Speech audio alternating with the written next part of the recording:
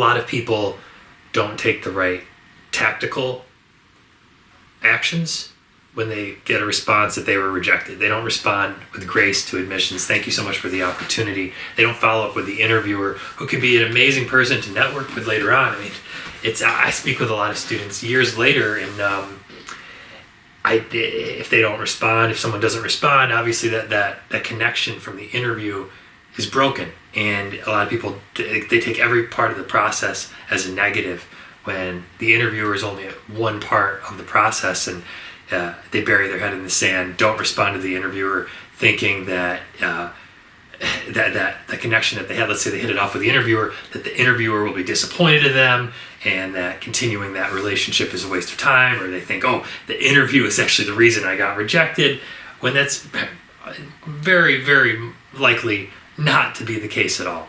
So that's just one example of a mistake people make when they completely ignore all the benefits of the process and how they can use a rejection as a way to examine what they did right, what they did wrong, as a time to reflect, and tactically respond to admissions, respond to everybody who helped them in the process to maintain those relationships and harvest all the good that came from the process, even though they maybe didn't get the result that they were looking for.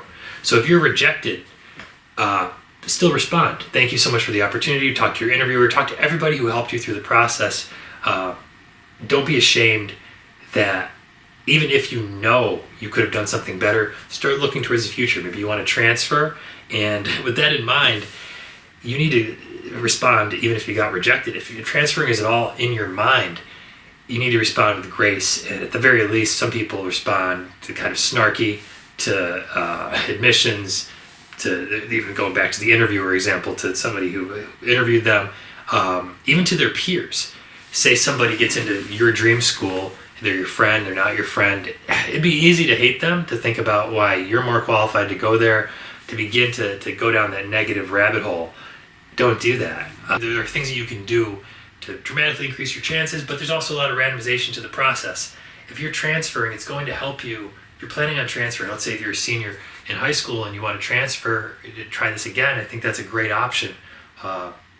You maybe want the student from your high school who actually went to the school to which you like to transfer to be on your side, to be able to help you. You can visit them. They took your spot, but they didn't mean to. And it's a practice on being a classy person, handling failure with grace, which no matter who you are, will happen to you in life. 100% of people will experience failures that feel, unfortunately, a lot worse than getting rejected from even all of your schools. Life has a way of doing that, right? This is a chance to practice your reaction to that. Even if this is a little bit of a heuristic, a little lie, a little fib you need to tell yourself to get through this tough time. Maybe if the first time you've felt an incredible amount of rejection, tell yourself that this is practice for how you handle things like that. And unfortunately, like I said, you will encounter, we're all in this together in life. Nobody gets out alive, right? There are going to be massive failures that, like I said, hurt a lot more. And this is a chance to be the best version of yourself, to rise to the occasion. And also conducting yourself with grace, responding to admissions appropriately, even if you're rejected, responding to your interviewer, staying in touch with everybody who helped you, staying in touch, congratulating your peers who maybe had the results that you wanted for yourself. That is also going to help you if you're transferring, if you're interested in grad school, if you have certain career aspirations, staying in touch with your interviewer. It's only going to help you.